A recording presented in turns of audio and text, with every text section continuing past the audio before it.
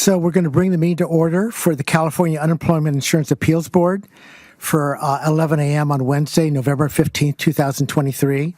I'll declare the meeting open. The board will accept public comment on any agenda item or on any other matter under our jurisdiction. Speakers are asked to limit their testimony to approximately 5 minutes on each agenda item and any other matter under our jurisdiction not listed on the agenda. The order of the agenda items may be changed to accommodate the board or the public. So the first item on our agenda is the roll call. Chair Michael Allen is present. Laura Kent-Monning, present. Robert Wachowski is present.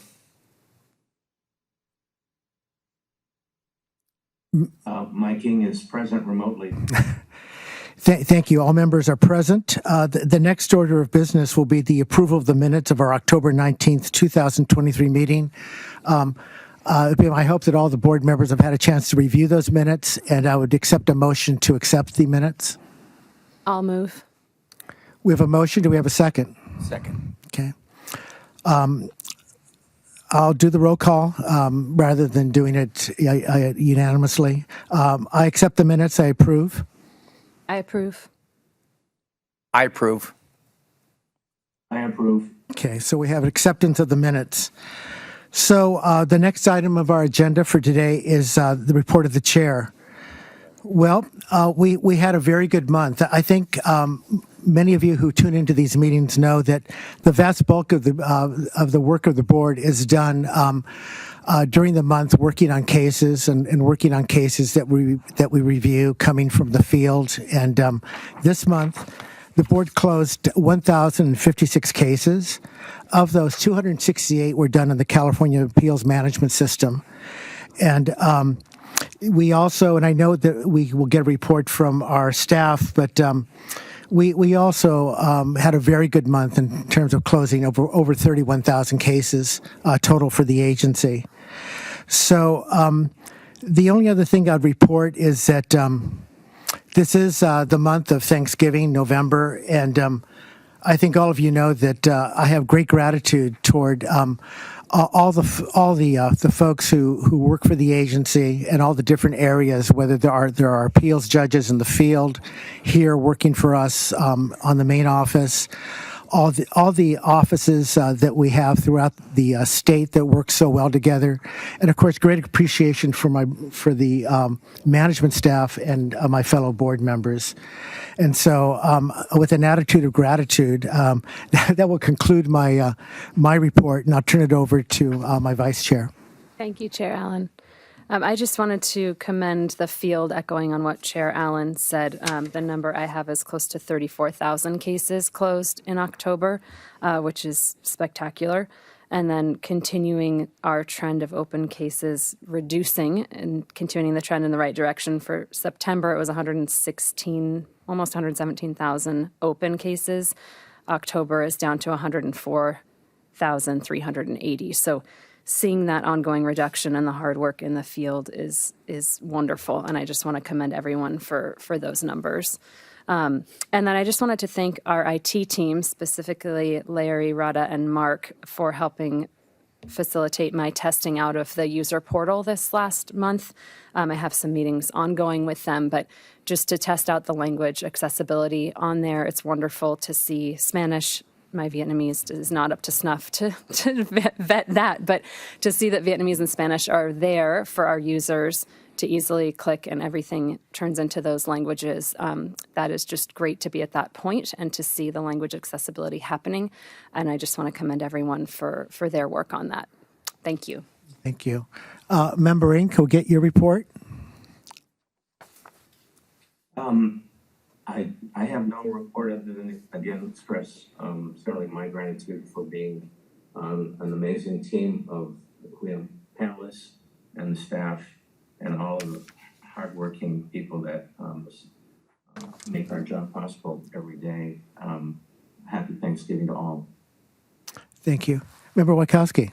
I'll follow up on Vice Chair Kent-Monning's comments because I became an eyewitness of how the field office in San Diego operates, and I express my appreciation to Presiding Justice Katrina Morrison, who took some time out to explain where San Diego is at in the CAM system and the operation, and talk to a couple of the staff people and seeing how that office works. There's an interface there with some of the administrative work that's done with the CUIAB system, and so it's a bifurcated office function, but it really put a light on how streamlined the processes are going within the whole unemployment system, or at least the appeals board, where firsthand they were showing me about the file cabinets and all the area that they used to have for the paper files, and how they receive the information from the claimants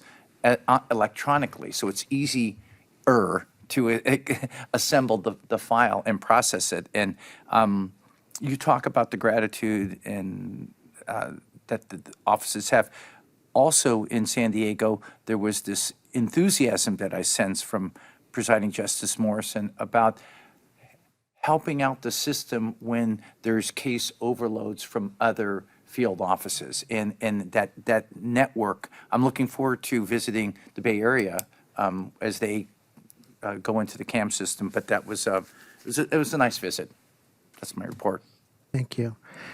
Just one last comment I'll follow up, and because I'd forgotten to mention this, is that while we're on the subject of this being the month of November and one of gratitude for our agency, for the state, and for the nation, and hopefully for those who need help during this time of year. When I checked into my hotel last night to be here for the meeting this morning, there was a young man at the counter, and we exchanged pleasantries, and then he kind of saw my badge and he started asking about our agency, and then he looked at me and he said, "Mr. Allen, all the people who work for you, you saved my life last year." Last year, with the pandemic and the benefits that were provided, I wouldn't be here working if it wouldn't have been for people like you and your agency that helped me. And it's one story, but it's like the sort of thing where sometimes we deal in these large numbers, and I always try to remind myself that we're dealing with one claimant, one family at a time. And I know that's the attitude of the agency when we do these cases and look as to what is the state of the law and what are the facts and the disposition of the cases. I think everyone in this agency remembers we're dealing with real families, real human beings and their situation. So I just wanted to share that story because it's nice to hear once in a while someone say, "Hey, thank you." And it reminds us that our work out there, sometimes it feels abstract and it isn't at all. It's very real. So I just wanted to conclude with that and then go on with the next item on our agenda, which is, do we have any public comment? We have no hands raised for public comment at this time.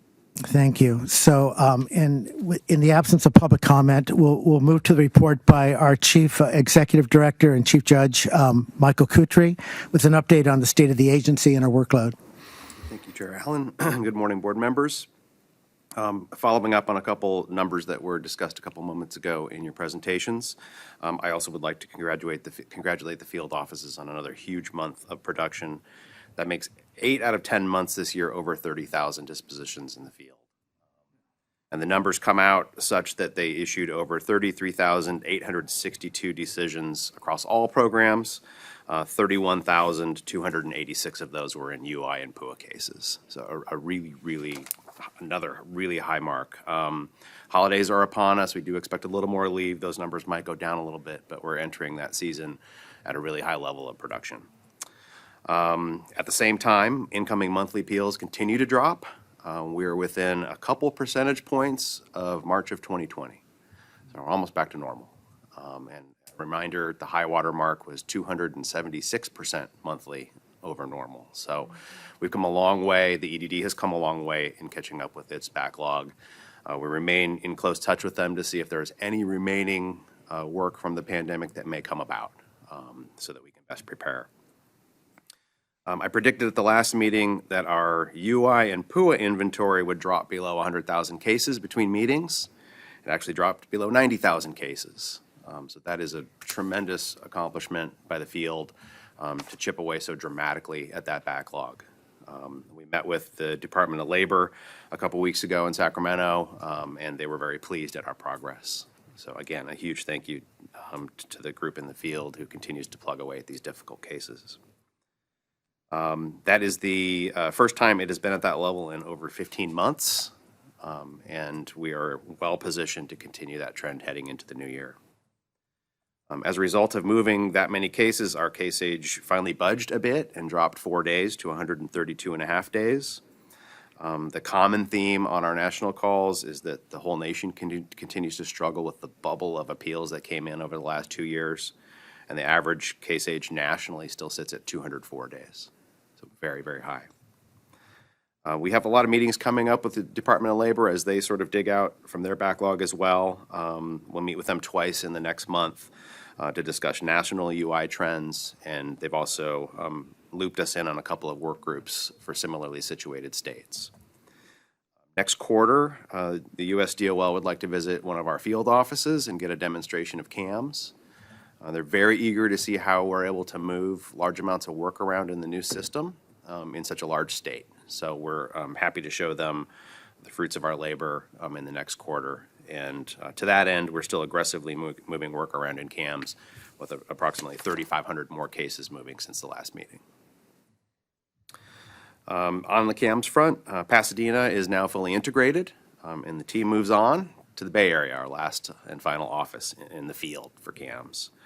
That office has a lot of work. They've gotten a jump start on it, so they're well positioned to finish this by the end of the year. And then next year, we will implement the tax CAMs rollout, which is another big lift. That's a big office with a lot of work, but at least it allows our field operations to function independently without the CAMs training team on site at any of our individual offices. We have been somewhat impacted by the Los Angeles freeway fire. That sits at the nexus of several of our offices, and so our employees have to commute across Los Angeles in some cases to reach work. Pursuant to the governor's state of emergency, we've encouraged telework for those offices wherever possible while maintaining essential functions in the office. I do not have any security incidents to report, so in closing, I would like to extend another thank you to our CAMS training team. They go on the road away from their families several times in the month period that the field offices roll in. And so they have done this already for Bay Area, and they're about to embark on it again. So they're going to go for their second and third weeks away from home as we approach the holidays towards the goal of ending this field office rollout by the end of the year. So huge commendation to them for all of their hard work, their excellent high level of training, and their continued support to the field offices as we refine and perfect the system going into the new year. That concludes my report, and I'm happy to take any questions. Thank you. I do not have any questions of you. I'll turn to my vice chair.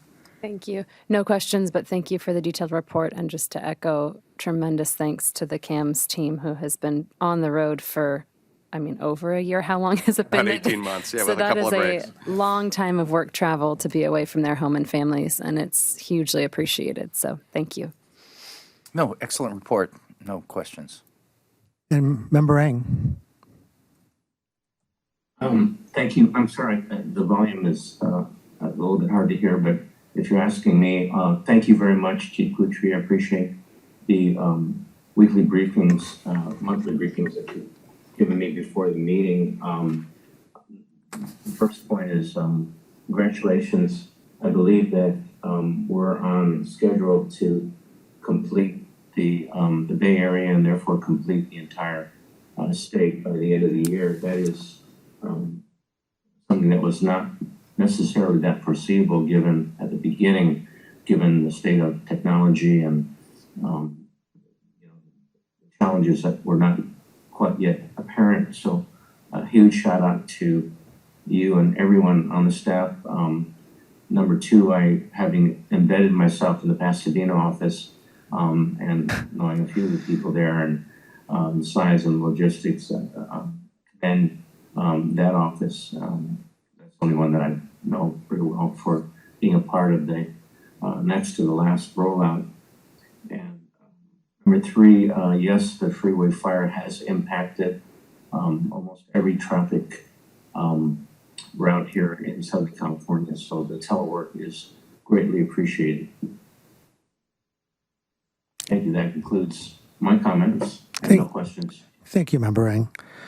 So we'll move the agenda on. We're going to have a report from Rebecca Bach, our supervising administrative law judge for the appellate operations.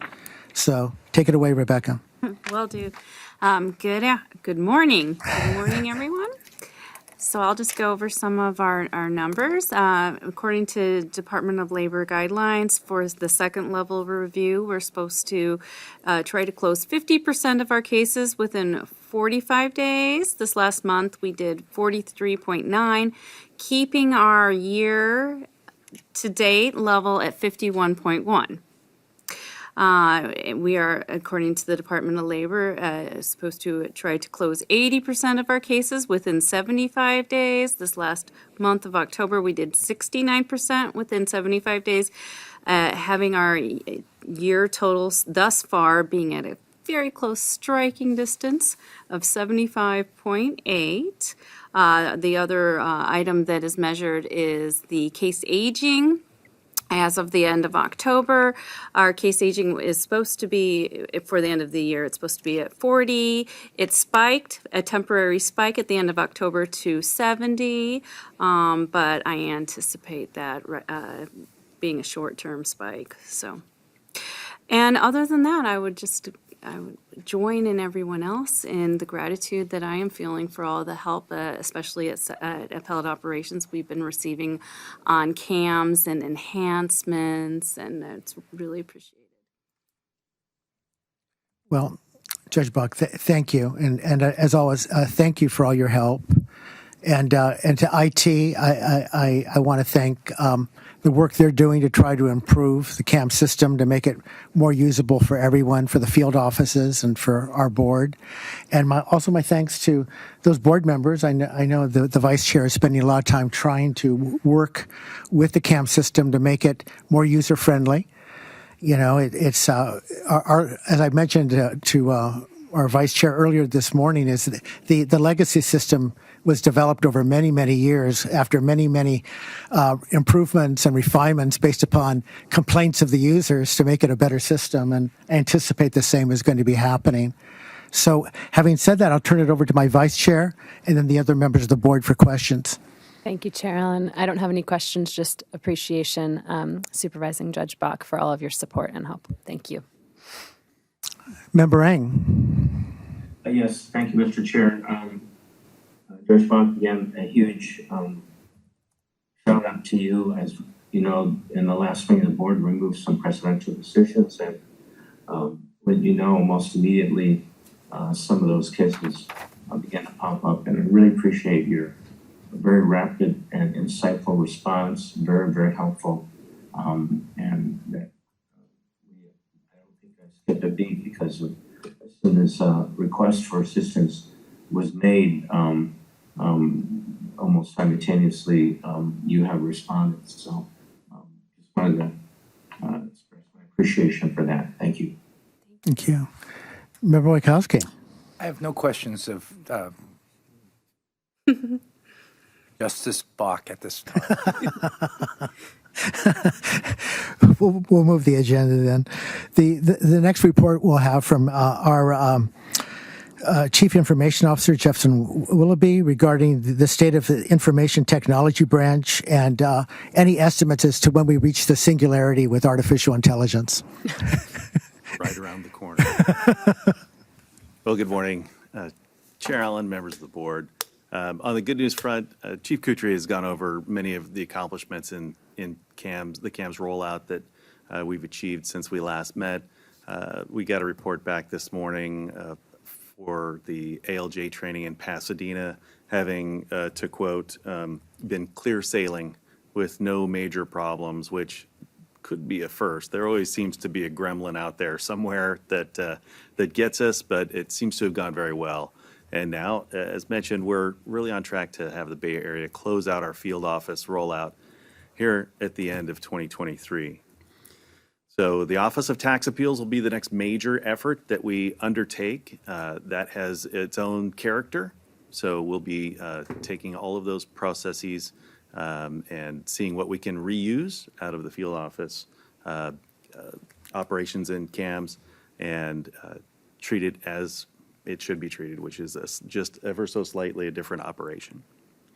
On the other hand, thank you for your kind comments about the language portal testing and review that you were able to undertake. The downside is that we were pretty confident we would have it launched by the time we met today, and that hasn't taken place. And I just want to shed a little light on how and why at this point. We take the testing of these things very seriously. When we go into a translation effort, really context is missing from what the translators do.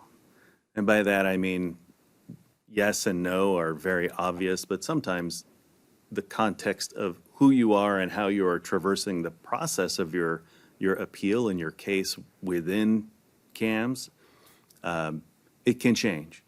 So if you're a translator looking at a line of text, it may actually mean something a little bit different.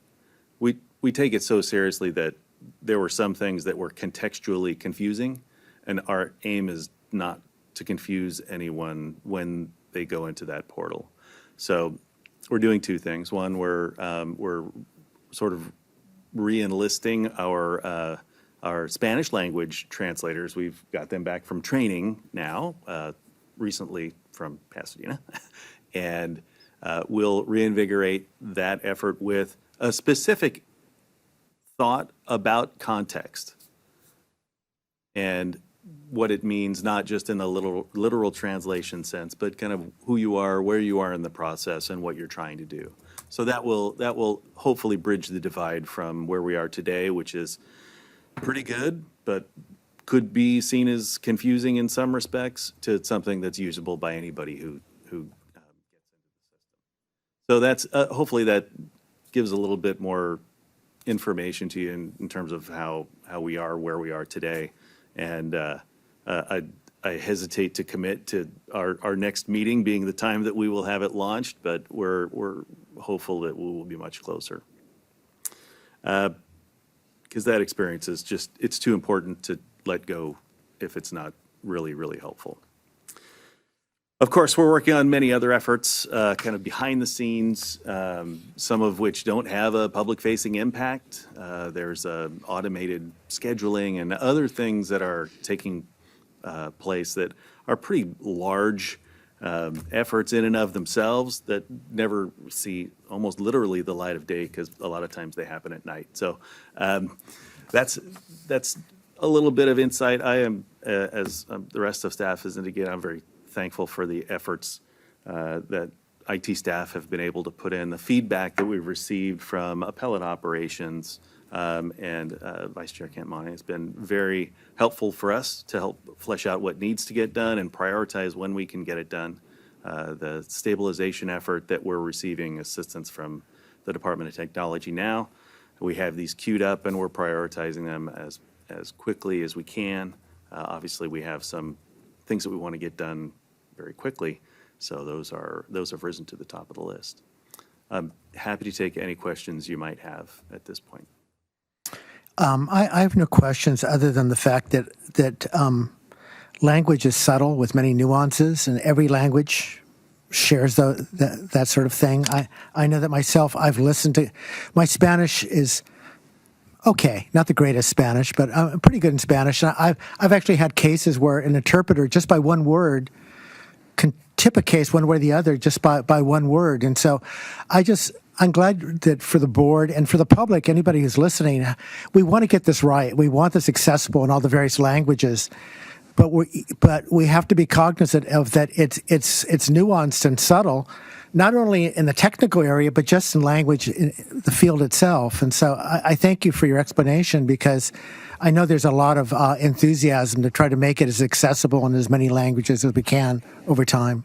So those are my comments. Thank you. I would add that I think last month I mentioned that we would be putting Cantonese and Mandarin in the portal, and that's apparently impossible at this point in time. It's traditional and simplified Chinese because it's written, not spoken.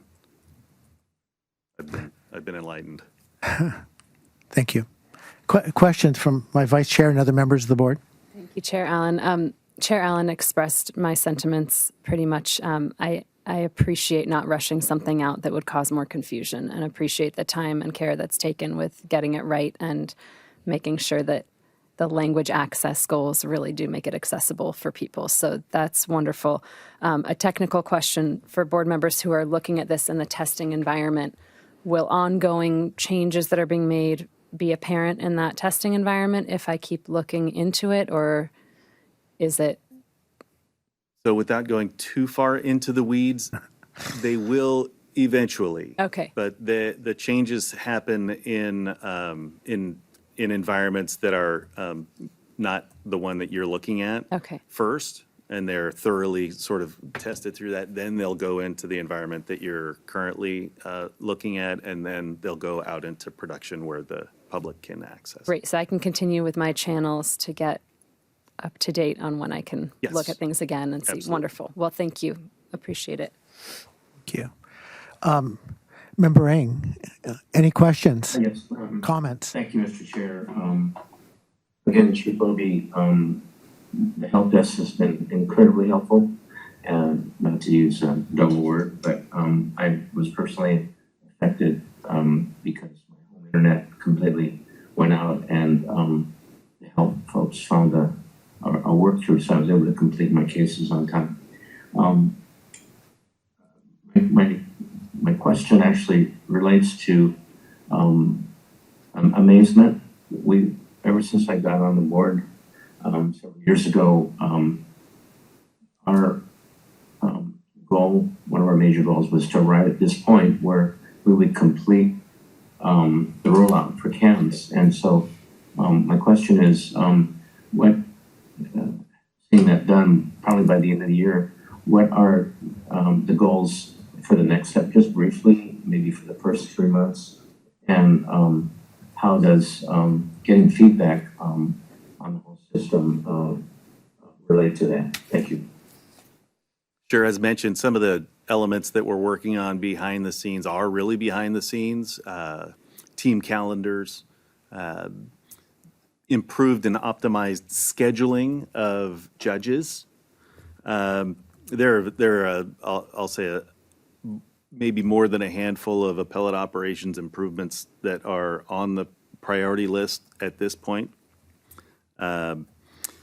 Beneficial improvements to large party access, and by that I mean the EDD and employer rep and large employer access to the systems and to the portal. Those are major sort of architectural undertakings that are under review right now. And I think we've talked in the past about improved document viewing and document preparation and generation. Those will, I think, change the way that, particularly during a hearing, a judge can go through and review and mark up documents. Should be a major improvement there. Gosh, I'm trying to think of the list, and it's probably 90 items long at this point, and it grows actually every day. Because we receive good feedback. Some of the things are relatively easy lifts, and we try to incorporate those as time allows. We're in a project though, and what we want to do is not let that project scope creep too much. So we're trying to be faithful to our prioritized work, and only when we see that there's an opportunity for us to get something done quickly and with staff that is not fully engaged in the moment, we'll try and get those done. But a lot of pretty major undertakings queued up at this point. Thank you. I really look forward to the exciting next chapter. One final question. Maybe this was already answered. At what point will we on the panel see completely CAMS cases and no more legacy? That's a fair question. The cases that are outstanding and will be scheduled to be heard in our legacy system will do so. At some point, though, even those will likely be migrated into CAMs. So it will be in the first quarter of 2024. We'll see those tail off fairly dramatically, actually, and we'll do a migration process to take those cases that have already been heard and migrate those into CAMs. Normally, a case that's in the legacy system stays in the legacy system, as you know, having to work in both systems. But there'll come a point in time where we'll have to move those cases that are half done. And that'll happen in the first quarter of 2024. Great, thank you. Something very exciting to look forward to for that next milestone. I've got no further questions. Thank you, Chief Willoughby, and thank you, Mr. Chair. Member Wachowski.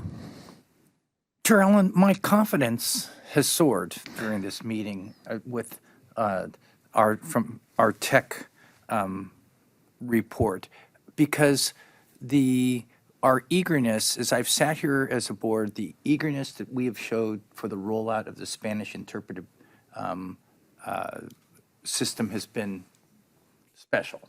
And the responsible actions that you've taken to slow that down, even though our enthusiasm is high, speaks volumes to the system that we have to get it right, as other members have reported. So I have no questions. Well, thank you. I have quite the imagination while listening to all this. There's getting into the weeds and there's getting into the weeds. I've often been good with spotting aphids and ladybugs, but some people actually take the weeds out of the ground, inspect the root system and the soil conditions.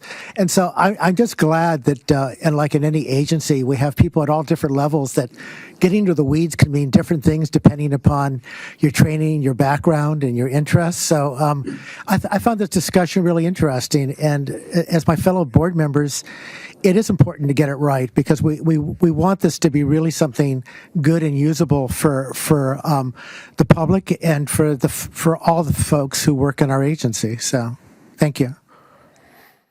So we should move on out of the weeds for a moment at least. And we'll go to who knows what is in store for us regarding weeds, but with Robert Silva, our Chief Administrative Services, we'll have an update on the Services Branch report. So take it away. Excuse me. Thank you, Chair Allen. Good morning, board members. I'm going to start reporting with our hiring efforts. And you may recall during the last board meeting that I reported, we only had 3 support staff hires since the preceding meeting. I will report today that same number of 3 hires since our October board meeting. But since that meeting, we've also released 8 new support staff recruitments over 5 different offices. With these new job advertisements, we now have a total of 26 pending department-wide. Of those 26, 4 are currently in the name clearance phase, so we hope to have those resolved very soon. So while support staff hiring continues to not be as brisk as I would hope, I think it's important to publicly acknowledge the fact that local management obviously has to balance these hiring efforts with continuing to reduce our backlog. Mr. Zinto's workload report, I think, was released yesterday, perhaps the day before, for field operations workload. And when you look at our workload over the course of 2023, it's such a dramatic drop in backlog to see it in one sheet like that. So it really shows that local management has other important things to take care of rather than bringing people in quickly in hires. And they also have the obvious challenges with when offices transition into CAMs. But that obviously will be wrapping up as we close 2023. And local management has been great in utilizing the budget allocation for overtime to make up for the fact that they haven't been able to hire as quickly as we all would like. We have, over the past 4 weeks, only had 2 support staff separations, which is good news. But we do expect some additional separations as the year comes to a close, as we typically see a small increase in retirements at the end of each calendar year. Keep our eye on that. And lastly, I want to report on our learning and development project. It was the September board meeting where I reported that the California Department of Human Resources had partnered with Guidehouse on a statewide learning and development strategic plan project. So all departments are now engaged in the early thrust of this project. In late October, we were given a departmental survey and inventory workbook to allow us to sort of illustrate our current learning and development environment here at CUIAB. We were tasked with providing data about mandatory staff training as well as the biennial leadership training, including the vendors that we utilize, the manner in which the training sessions are delivered, the costs, the duration, frequency of the training, curriculum, descriptions, and things of that nature. I want to thank the training staff in the Chief's office. They just provided the data for this deliverable yesterday, which gives us plenty of lead time to populate this information into CalHR's online workbook by the deadline, which is December 11th. So we have plenty of time. CUIAB is also engaged in a concurrent voluntary confidential employee survey that was distributed by CalHR, in which all employees have been asked to provide information about their specific learning and training experiences while at CUIAB.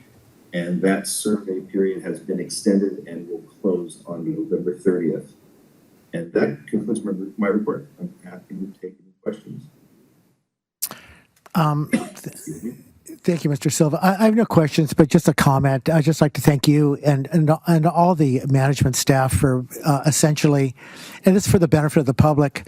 A lot of people don't understand that our agency has to be extremely flexible and to be able to respond to huge public emergencies such as the Great Recession and now with the pandemic that we had the last couple of years. And then it relates to being able to grow in size and bring on people and do that appropriately and well, vetting those people, and also being cognizant that we want to, at some time or another, the demand for our services decrease, and that all has to be managed by our managerial staff and by the local offices of the agency. So I just want to thank you because in my tenure here, we've had two major emergencies on a nationwide basis, actually the second emergency on a worldwide basis. And I thank you for all your efforts to keep things running smoothly when there's so many chances for it to go wrong. So thank you. And having said that, I'll turn it over to my vice chair. Thank you, Chair Allen. Thank you, Chief Silva, for that detailed report. I don't have questions, but just thanks to you and your whole team. Member Ring.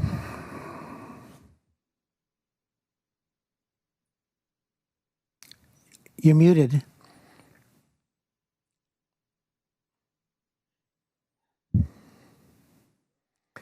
Remembering we can't hear you, so I think you're muted. Thank you very much for that report, Chief Stola. And I have no further, but just looking forward on the horizon, there are two things that I would like to know if you could share with us later on.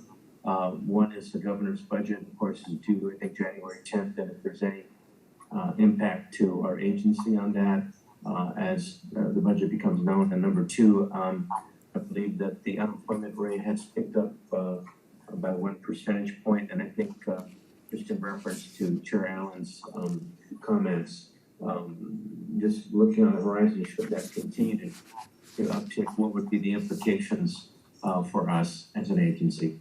But I've got no questions for today's meeting. Thank you, Chief Silva. Thank you, Chair. Thank you. Member Wachowski. I have nothing, no questions. Okay. With that, I will ask our board counsel, do we have any matters for closed session? Thank you, Chair Allen. We do not. Okay. So before we conclude today's meeting, I would ask Chief Judge Kutry, I received a message from you last night. It's my understanding that we lost a member of our agency last night or in the last couple of days. Last couple of weeks, actually. Yes, we lost a relatively new employee in the inland office completely unexpectedly. It's been a really tough time for that office to process. She was very well liked and respected. So if it's okay with you, Chair Allen, I would like to offer just a brief moment of silence. Her name was Angela Gordon, and the office is certainly mourning. Of course, they've been in touch with her family, who is experiencing really extreme Absolutely. circumstance. So thank you to Mr. Silva's office for reaching out to them and seeing what if anything, we can do to help. Thank you. So we'll extend condolences to her family and to her coworkers. And we will, before I adjourn the meeting, let's have a moment of silence.